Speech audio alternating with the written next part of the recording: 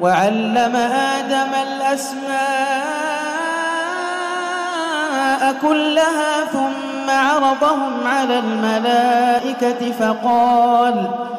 فقال أنبئوني بأسماء هؤلاء إن كنتم صادقين.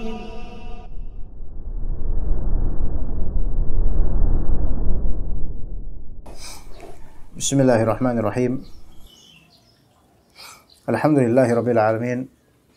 Wa sallallahu wa sallama wa baraka wa ala alihi wa sahbihi wa sallallahu rasulahu wa sallama wa baraka wa ala alihi wa ashabihi wa man tabi'ahum bi ihsanin ila yaumiddin.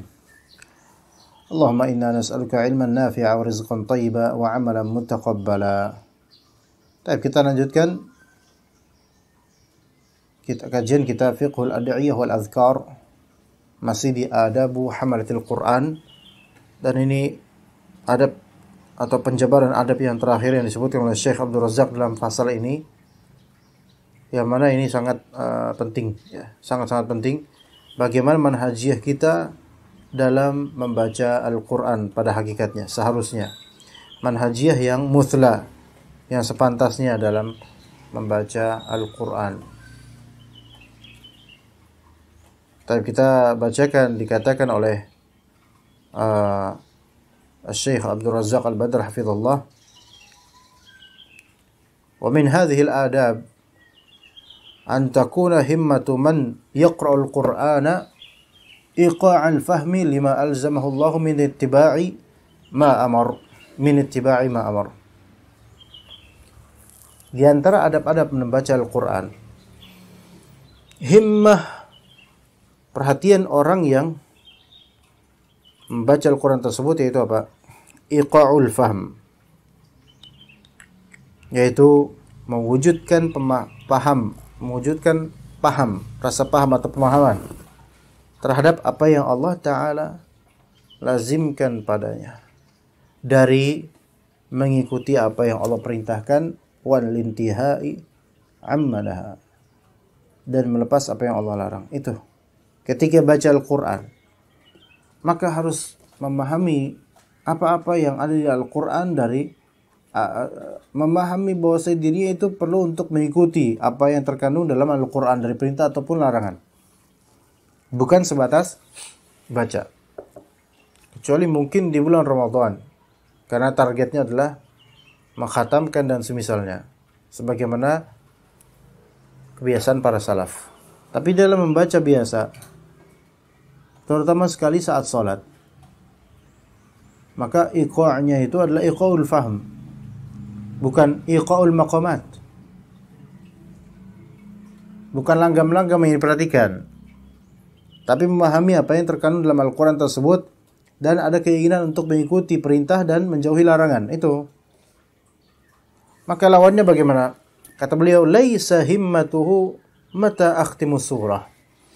Janganlah himmahnya itu, cita-citanya itu apa? Kapan saya akan mengkhatamkan surat ini?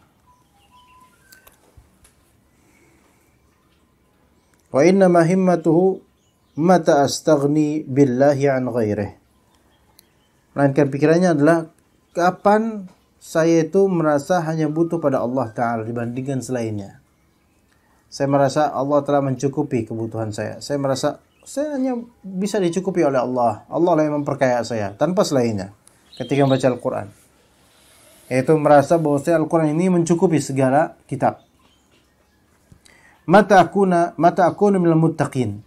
Ketika lewat padanya ayat-ayat tentang muttaqin, maka dia kemudian bertanya pada dirinya, kapan saya menjadi seorang bertakwa? Wa mata akunu minal muhsinin.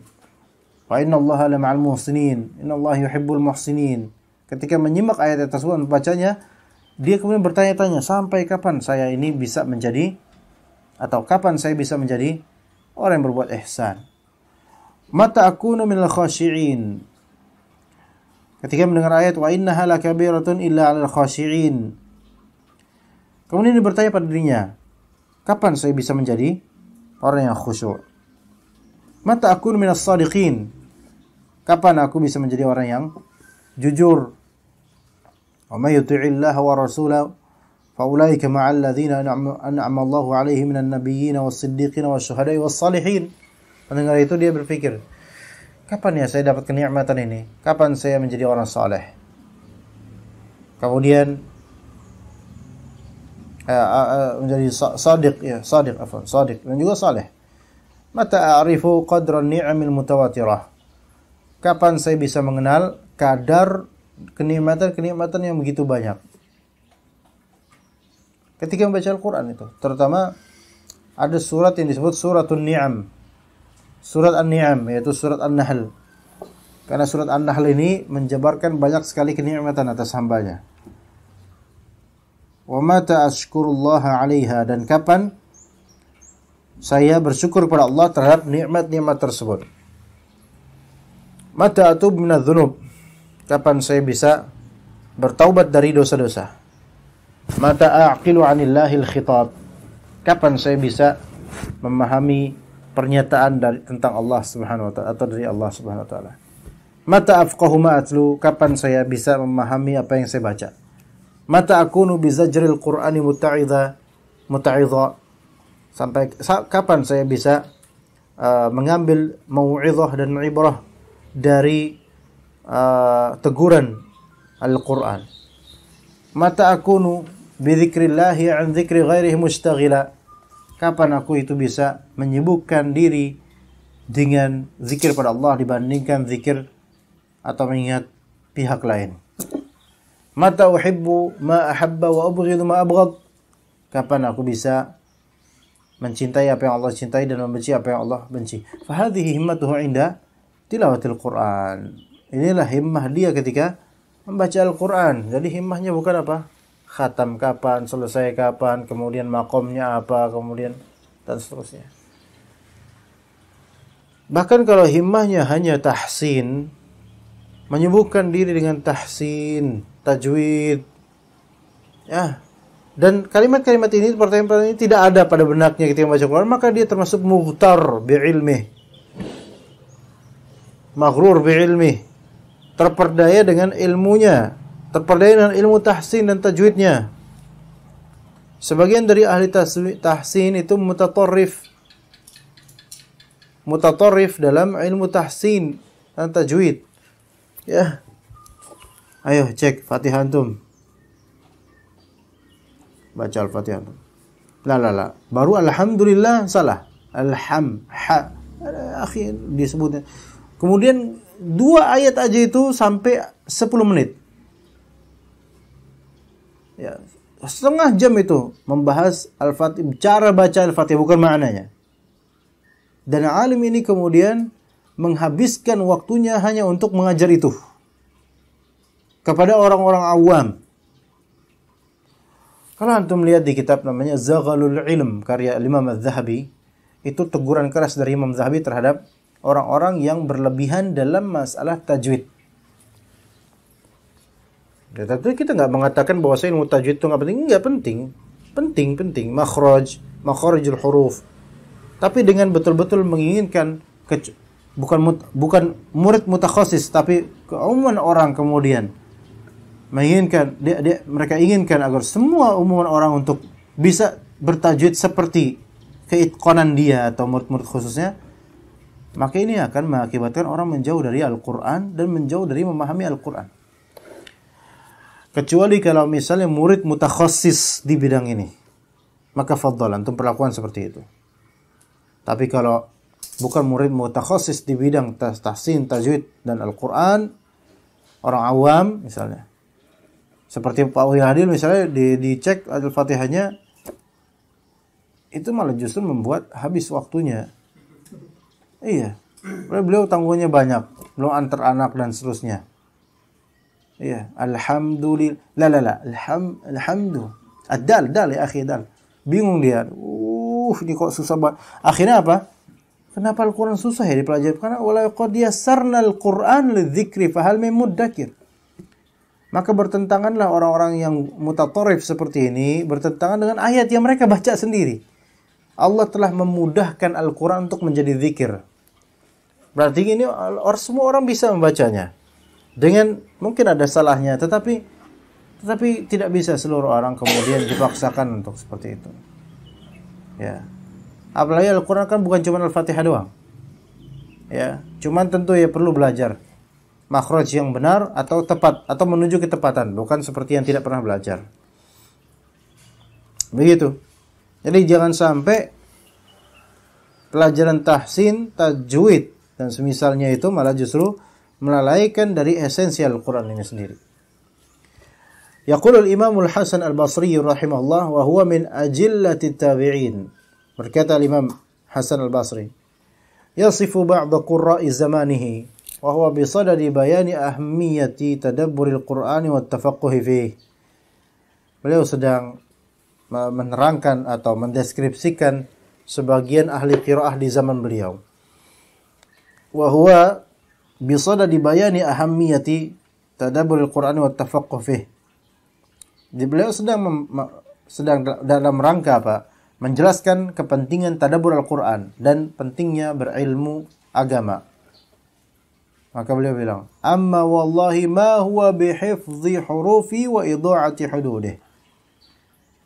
Demi Allah, namanya tadabbur Al-Qur'an dan tafaqquh fid din itu bukan sebatas-batas menghafal huruf-hurufnya saja. Menghafal saja. Menghafal iya, kemudian idha'atul hudud, menyia-nyiakan batasan-batasan dalam Al-Quran, yaitu yang haram diterjang. Tapi hafal. Cuman had-hadnya, batasan-batasan Al-Quran disia-siakan olehnya. Hatta inna ahadahum la yaqul, sampai seorang dari mereka berkata, laqad qara'tul Qur'ana fama asqattu minhu harfa wa qad wallahi asqatahu kullah. Jadi ada seorang dari mereka berkata, aku bilang ini, aku telah membaca Al-Quran dan aku tidak satu huruf pun yang aku sia-siakan, satu huruf pun yang aku hilangkan haknya dari segi makhraj dan semisalnya. Tapi waqad wallahi asqatahu kullah. Tetapi kemudian dibantah, demi Allah, orang yang seperti ini malah justru telah menjatuhkan seluruh huruf dalam Al-Quran. Kenapa? Ma yura lahul Qur'anu fi khuluqin wala amal. Karena tidak tampak pada dia Al-Quran dari segi akhlak dan amalannya.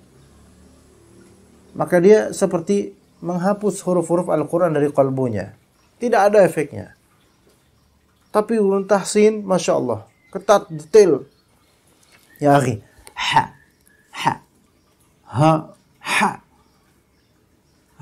Ustaz, ha.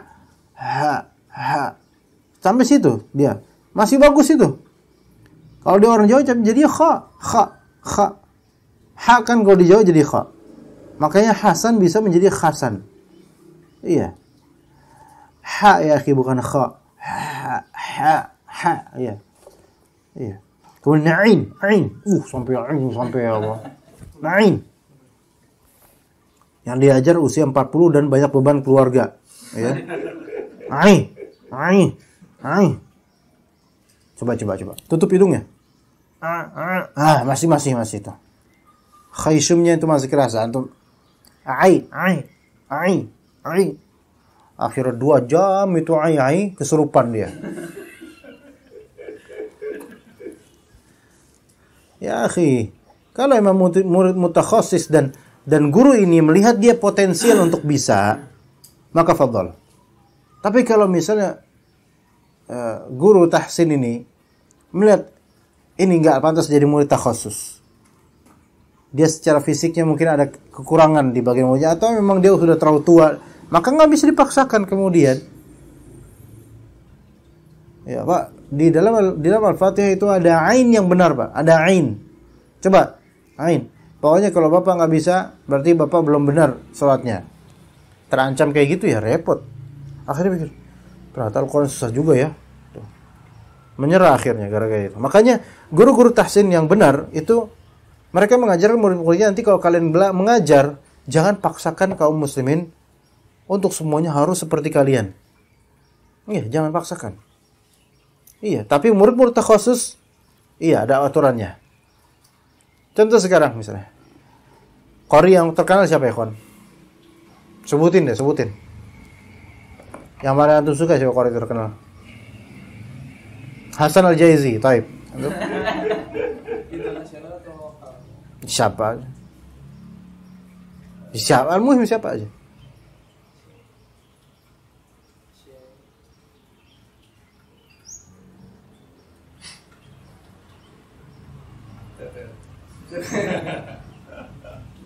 Jadi kalau antum nggak bisa jawab dalam waktu sekian, ana akan alihkan ke keluarga seberang. Pas? Hah? Aiman Kalimantan? Syekh Aiman? Siapa itu? Nggak tahu. Aiman saya. Oh, Syekh Aiman yang ahli tajwid. Oh. Aiman Rusdi, apa siapa? Oh iya, masya Allah. Tapi itu nggak ada nadanya beliau. Coba antum baca Quran gimana? Allahul musta'an. Ya antum. Ami Syari.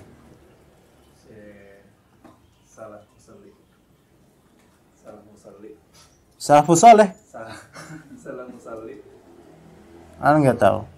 Iya, sama ana juga. Lah. Belum pernah dengar aja. Kenapa beliau? Ajib sih. Hah? Kenapa dia, Pak? Kok bisa kayak gitu? Pak Wihadil? Al-Hudzaifi. Masya Allah, kalem.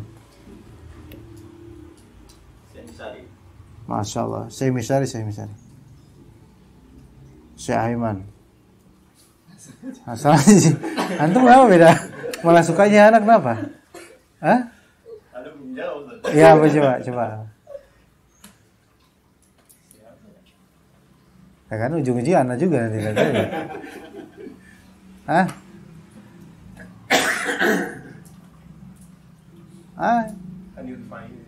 Hani Arifai.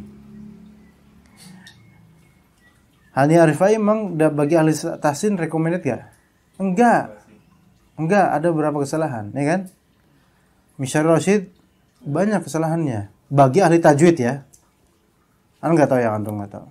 Syekh Ali Al-Hudzaifi walaupun jadi kiblat sebagian dari orang yang konsentrasi tajwid, tapi ada beberapa hal yang dikritisi tentang beliau kan. Kalau misalnya di surat An-Nisa misalnya, innallaha kana aliman, kan adanya innallaha kana aliman hakima. Ada seperti hamzah yang mati situ gitu. Sami'an basira. Ra. Iya. Hah? Ya udah. Sama kayak Ikin. Iya, anak aja. Anak lebih salah daripada itu. Saya misalnya juga, bahkan kan direkomendasikan, maka dilarang murid-murid khususnya jangan dengerin saya misalnya, bukan karena jangan dengerin Al-Quran, bukan karena benci sama beliau, bukan. Dengerin Syekh Aiman, gitu. Iya, rekomendasi gitu. Kalau murid-murid khusus tafadhal. Tapi antum nggak boleh ngomong kayak gitu ke orang-orang awam. Jangan dengerin Misyar Rasyid, jangan dengerin Sa'ad Al-Ghamidi. Apalagi Syekh Sudes, makin parah. Iya. Ini nggak bisa ngomongin ke orang. Tapi memang kalamnya benar. Hak kalau memang antum mau mutqin tajwid dan tahsinnya, jangan pada syekh-syekh ini. Iya. Dan juga Syekh Sudes misalnya, dengan kebaikannya dan masya Allah popularitasnya, antum melihat banyak hal-hal yang tidak tepat untuk urusan tajwid. Tapi kita nggak boleh ngomong ini ke orang awam gitu. Ini Syekh Sudes ini banyak salahnya nih. Ngomong itu di Masjidil Haram pula. Antum tahu nggak, akhi, tadi siapa yang ini? Kok apa imam? Syekh Sudes ya, akhi. Antum tahu nggak? Beliau tuh banyak salahnya, tahu? Iya, udah gitu antum ngomongnya sama tentara penjaga Masjidil Haram. Iya. Jadi kalau memang kita pernah mendengar ada yang menyalahkan kiroahnya Syekh Sudais misalnya, ya itu bukan tanpa alasan, dengan alasan, ya. Kita nggak perlu menyebut beberapa hal yang dikritisi oleh sebagian dari ahli tajwid, ya. Tapi bukan untuk orang awam, karena orang awam kalau misalnya digituin mereka akan kabur dari Al-Quran atau mereka malah fokus di masalah kesalahan orang-orang gitu loh. Udah biar aja mereka menikmati itu, biar aja mereka menikmati itu, ya. Taib. Yang terpenting di sini akhlaknya, amalannya, mengamalkan apa enggak Al-Quran, diamalkan apa enggak. Hatta inna ahadahum la yaqul, sampai seorang dari mereka berkata, inni la aqra'u surata fi nafasin. Seorang dari ahli qari tapi tidak mengamalkan ilmunya, tidak mengamalkan Al-Quran, dia berkata, saya bisa membaca satu surat dengan satu nafas. Satu surat dengan satu nafas. Apa? Wal 'asr. Ya, ini bisa juga bisa. Wal 'asri innal insana fi khusrin illa alladhina amanu wa 'amilus solihati wa tawasaw bil haqqi wa tawasaw bis sabr. Satu nafas. Tapi maksudnya di sini adalah untuk pamer aja bahwa saya nafasnya itu panjang. Buat apa kayak gini? Buat apa? Buat apa? Maksudnya ingin menzahirkan diri bahwa saya nafasnya panjang, buat apa? Ria? Sum'ah? Supaya dikenal nafas panjang? Apa artinya di semua itu? Saya beberapa ikhwan kemudian berdiskusi ya, dan dengan takjubnya mereka kemudian, tahu gak siapa qori yang paling panjang nafasnya? Tahu ya? Siapa yang paling panjang nafasnya, ikhwan? Kalau Anda memperhatikan, kadang ya Anda tahu berapa qori yang memang panjang nafasnya. Dan ada yang pendek nafasnya. Di antara yang pendek nafasnya Syekh Sa'ad Al-Ghamidi. Tapi apa kemudian faedahnya kita tahu beliau pendek nafasnya? Apa faedahnya? Nggak ada. Di antara yang panjang nafasnya Syekh Mishari Rashid Al-Afasi. Panjang. Buktinya di surat Al-Mudaththir. Kan ada kan ayat yang panjang tuh. Beliau baca satu nafas. Tapi buat apa kayak gitu? Coba buat apa? Angga? Antum bisa niru nggak? Nggak bisa kan? Iya. Niru tajwidnya juga enggak. Niru nafasnya satu nafas enggak bisa. Ada yang lebih panjang lagi dari itu. Namanya Syekh Mahmud At-Tablawi. Hah? Iya. Tahu? Alhamdulillah. Itu bisa baca yang itu dan yang lainnya satu nafas dan lama. Tanpa henti, tanpa editing. Tapi udah wafat orangnya. Ya, wafatnya bukan karena habis nafas panjang itu, bukan. Tapi kemudian dielulukan oleh beberapa orang. Lah ini berarti apa? Inilah mengapa beberapa ahli tahsin dan ahli tajwid mereka melarang murid-murid takhasusnya untuk ke qori-qori seperti ini. Karena qiraah seperti ini itu memalingkan dari hakikat tajwid sebenarnya dan memalingkan dari tadabbur sebenarnya. Lihat qiraah di ihtifalat di Mesir. Ketika ihtifal, baik maulid atau 40 harian atau haulan, ihtifal, pesta, ihtifal, perayaan gitu. Itu sampai apa besar ininya, kanopi atau apanya, ya. Kemudian banyak yang hadir, kemudian ada qori biasanya itu. Ada qorinya mulai sekitar sejam 40 menit atau sekitarnya. Membaca Al-Quran dengan nada tinggi, wah Masya Allah lah. Kemudian setelah alimun bima ta'malun,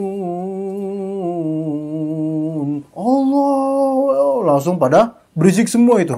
Ya, pada doa, pada ngedoain qori ini dengan nada tinggi. Antibarak. Kan orang-orang Arab gitu tuh. Ya akhi gitu. Kayak mau nyuapin istrinya tuh. Kan? Akhirnya apa? Hilang tadabbur dari itu. Maka hilang esensi dan tujuan dari membaca Al-Quran. Itu memamerkan inilah aqra'u surata fi nafas. Saya membaca satu surat dalam satu nafas, Masya Allah. Tapi kemudian kata Al-Hasan Al-Basri, "Wallahi ma haula'i bil qurra walal ulama." Demi Allah, yang seperti ini bukanlah qari sejati dan bukan pula ulama. Bahkan antum kalau lihat betul-betul ulama itu qiraahnya standar. Walaupun nggak kita katakan itu contoh yang baik ya. Kalau bisa qiraahnya dengan nada ya, karena sunnah Nabi SAW. Qiraahnya standar. Tapi lebih tepat gitu loh. Ulama ya. Beda lah ikhwan. Tapi lebih afdal adalah antum bisa baca, antum punya ilmu bacaannya, punya ilmu tafsirannya, dan antum punya kemampuan untuk melakukannya dengan baik. Itu yang paling afdal. Ya. Alladzi yaqra'ul Qur'an wa huwa mahirun fi ma'al kiramil bararah, yaitu orang yang membaca Al-Qur'an dan dia mahir dengan membacanya, maka ma'as safaratil kiramil bararah, bersama para malaikat safarah kiram bararah. Ya, lebih afdal insyaallah. Walal hukama'i walal wara'ah, bukan pula mereka ini adalah orang-orang yang bijak. Bukan pula mereka orang yang wara', yaitu yang memiliki kehati-hatian dan rasa takut dalam membaca Al-Quran. Mata kanatil qurra'u mithla hadha, la kathara Allahu fin nasi mithla haula. Selama ahli qira'ah itu lagaknya seperti ini, cuman lebih memperhatikan tahsin dan juga panjangnya bacaan atau nafas, maka semoga Allah tidak memperbanyak di tengah-tengah manusia qari-qari semisal ini. Ya. Cuman ngerti maqam dan nafas doang. Ini berarti esensi Qur'annya hilang dari qalbunya. Hadhihi ba'du adabi hamil Qur'an mimma awradahu al-Ajuri fi kitabih al-musyar ilaih. Inilah sebagian dari adab pengusung Al-Qur'an yang disebutkan oleh Al-Imam Al-Ajuri dalam kitab yang tersebutkan, yaitu Akhlaq Hamalatul Qur'an. Wa qad anha dzikrahu litilkal adab. Beliau telah menyelesaikan penyebutan adab-adab yang paling terakhir. Beliau menyebut begini. Fal mu'minul 'aqilu idza talal Qur'an. Orang mukmin yang berakal jika dia membaca Al-Qur'an, ista'radal Qur'an, maka kemudian dia menghamparkan Al-Qur'an, menghadapkan ke Al-Qur'an, fa kana kal mir'ati yara biha ma hasuna min fi'lihi wa ma qabuha min. Maka Al-Qur'an itu seperti mir'at, seperti cermin yang bisa dia lihat apa yang baik dari perbuatannya dan apa yang jelek dari perbuatannya. Dia lihat dengan Al-Qur'an. Kali ketika dia baca Al-Qur'an, dia muhasabah, melihat apa yang cocok dengan Al-Qur'an dan apa yang tidak cocok dengan Al-Qur'an dari perbuatannya. Fama hadzarahu maulahu hadirah. Apa yang ditegur atau tahdzir, diingatkan oleh Rabbnya, maka dia pun akan teringatkan dengannya, yaitu dia akan waspada. Wa ma khawwafahu bihi min iqabihi khafahu, dan apa yang Allah Ta'ala ancam dari hukuman-hukumannya, maka dia akan takut dengannya. Wa ma raghabahu fihi maulahu raghiba fihi wa rajah, dan apa yang Allah Subhanahu wa Ta'ala motivasikan, maka dia juga akan termotivasi dan mengharapkannya. Faman kanat hadhihi sifatah, siapa yang sifat membaca Al-Quran seperti ini, atau ma qaraba hadhihi sifah, atau mendekati karakter membaca seperti ini, faqad tala haqqa tilawatih, maka dia telah membaca Al-Quran dengan hak seberhaknya tilawah, benar-benar tilawah, wa ra'auhu haqq ri'ayatih, memperhatikan Al-Quran dengan sebenar-benar perhatian. Wa kana lahul Qur'anu syahidan wa syafi'a, maka Quran kelak akan menjadi saksi dan pemberi syafaat. Wa anisan wa hirza, dan juga akan menjadi anis, yaitu sesuatu yang disayangkan olehnya dan menjadi simpanan dia. Wa man kana hadza wasfah, siapa yang sifatnya seperti ini, qiraahnya nafa'a nafsahu wa nafa'a ahlah, maka dia akan memberi manfaat kepada dirinya dan memberi manfaat kepada keluarganya. Wa 'ada 'ala walidayhi wa 'ala waladihi kullu khairin fid dunya wal akhirah, yang mana manfaat tersebut akan kembali kepada kedua orang tuanya dan juga kepada anak-anaknya. Ingat kedua orang tua kita itu akan mendapatkan manfaat dari bacaan Al-Quran kita dengan baik, dengan haqqo tilawati. Bukan sebatas baca, bukan sebatas hafal, tapi memahami dan mengamalkan apa yang dibaca itu. Itu akan berpengaruh pada orang tua kita di akhirat nanti, derajat mereka. Juga berpengaruh buat anak-anak kita di akhirat nanti. Ya kulli khairin fid dunya wal akhirah wallahu al-marjuu an yuwaffiqana lidzalika wa likulli khairin wallahu wahdahul musta'an. Baik, Allah musta'an. Sallallahu ala nabiyina Muhammad wa ala alihi washabihi ajmain. Ya khair, kalau gitu kita istirahat dulu, antum nanti makan insyaallah. Sallallahu ala nabiyina Muhammad wa ala alihi washabihi ajmain. Subhanakallahumma bihamdika asyhadu an la ilaha illa anta astaghfiruka wa atubu ilaik. Assalamualaikum warahmatullahi wabarakatuh.